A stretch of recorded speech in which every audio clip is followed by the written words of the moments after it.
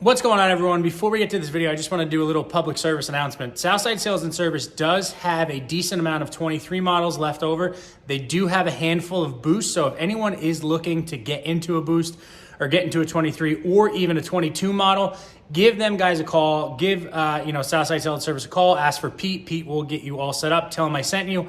I just wanted to let you guys know that they do have a handful of stuff, especially boost available. So go and grab them and get out before our season is gone. What's going on, guys, and welcome back. I'm up here at Southside Sales and Service, and behind me we have Bruce, and we have two rear suspensions. Now, a little while ago, Bruce and I did the comparison between a standard VR1 rear suspension, or rear skid, whatever you want to call it, and a boost VR1 rear suspension. We showed the difference between the coupler blocks.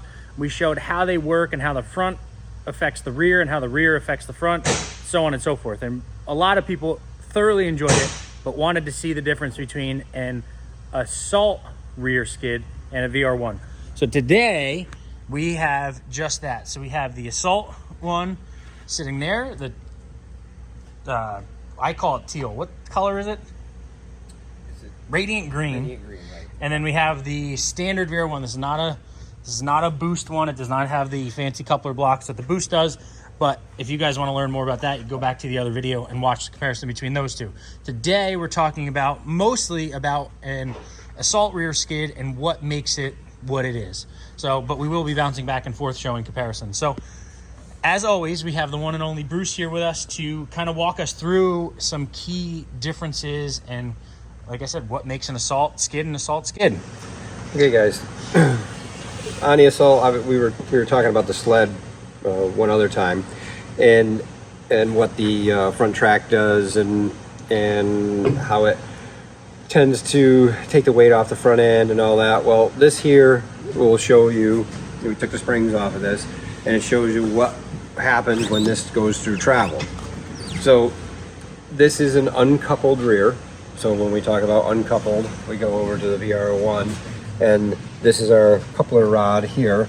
So when the front of the sled hits a bump, it immediately hits that, and not only uses the spring that's on this, but it uses the two torsion springs to help this anti-bottom, and plus kind of sets the sled up so when this is hitting a bump, it's picking the rear up so it doesn't hit the bump again, kind of slide over the bump. You only hit it once. Yeah. Whereas with the Assault one, we don't have a coupler rod, so when this gets hit in the front, it pulls the front down a little bit, but not much. You know, going down all the way to bottom out, it's not using a lot of spring in the rear, so it's relying a lot just on this front. And when I'm working on shocks, this shock on an Assault is stiffer than that one by valving, and it because of that reason. It needs to be, because it's more alone than that one is. So with that being said, you know, as this is going through travel, yes, it is picking up the rear, but not as much. And it's not coupling per se, other than the fact of they tie the rear shock in with a swivel in the middle of the front torque arm. So that's what is tying this together to help this out just a little bit. Right, and as for this one, this is independent from that. Independent. It doesn't need to be hooked to this because we're hooking it up with the actual transfer blocks. Right. So when this hits, it's already moving this just because of that there. And obviously these are tied together in the same location they would be if they were in a tunnel. So the other blocks that we always talk about are transfer blocks, which is on the back here, which sets it up for when you hit the gas, hits those blocks, and when it hits those blocks, then it starts using the spring. And as it goes down, it actually uses a little bit of front spring depending on how much block you have back here. We talked about that in a previous in the boost video also. Rear suspension video. So we don't have that on this. So when you're on this sled and you hit the throttle and set back, it goes down. There's no help at all from the front. It'll lift more because that is not moving whatsoever. And this one arm with the springs is going down. Oh, it's relying. It's not hitting this block and then using the spring sooner. It's just using the spring it starts sliding the spring and then starts, obviously twisting the torsion spring. But if this had blocks in it like that, and this were to stop, it would be using that spring much sooner as far as twisting that spring and making the rear stiffer. And again, the rear shock on this one is stiffer than a VR1, which it has to be because it's not doing what a VR1 rear suspension does. So as I stated in one of the other videos, this shock, it feels much stiffer when you grab the rear bumper and you push up and down on it compared to the VR1. But the high speed or the valving that is in this is still fairly soft if you were going to be just hammering through the bumps. But it does support the vehicle more off the top than that does. And it is because these are being used independently, so they have to do that, or else it would be super soft, which is what they were back when Assault changed to the new rear suspension like this in like 17 and 18 and 19. If I was doing anything with these, I was softening them. Or I'm sorry, they were already soft. I was stiffening them all the time. And that was because they just were plain too soft for what kind of movement these suspensions make. The other thing, we talk about tipped rails. There's a good comparison of how far off the bottom it is. We're basically pivoting on this wheel right here, not back here as far as weight. That's what makes the sled still turn pretty good. Right.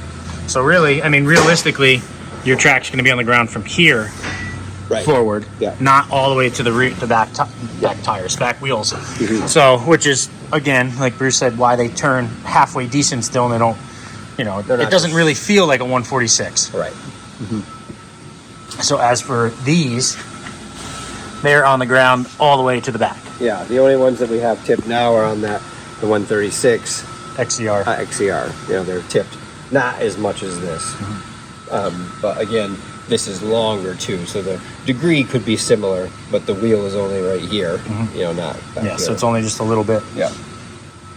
But so I mean, there are similarities, but there are very big differences, and if you are to ride a VR1 to an Assault back to back, you will 100% notice the difference. Oh yeah.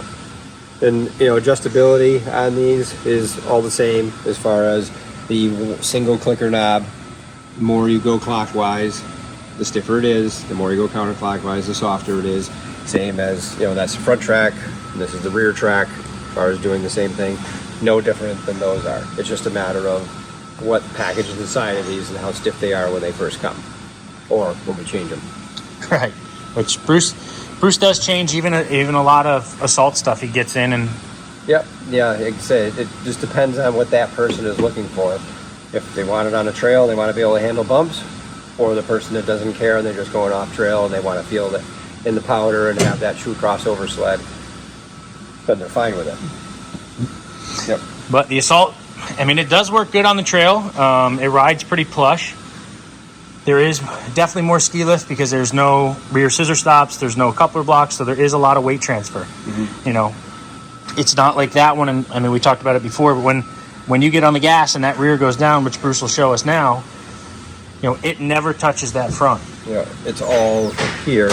And again, the advantage, when you got your torsion string sitting here and here, how much it's twisting it, and it's pivoting this rear. When you look at this one, same thing, spring slide, bumper. You push on this hits that, and once it does that, it goes straight down. So it's using that, and then it will start to use the front spring just a little bit. Right. So, but if there's no rear scissor stop to stop that arm's just going to keep going, and you're going to keep transferring. But that's really it, guys. That is the comparison between the VR1 and the Assault. I hope that clears up some intel on it or questions about how these things actually work and what makes them different from your standard VR1, which is a coupled skid. And now you guys, when we say uncoupled and coupled, I hope you guys understand a little bit better of what that actually means and what that may affect. But that is going to do it, guys. As always, you can drop your comments down or questions down in the comments. You could shoot me a message on Facebook, Instagram, whatever it may be. I will get back to you. And That's going to do it, guys. Make sure to like, make sure to subscribe, and we'll see you guys in the next one.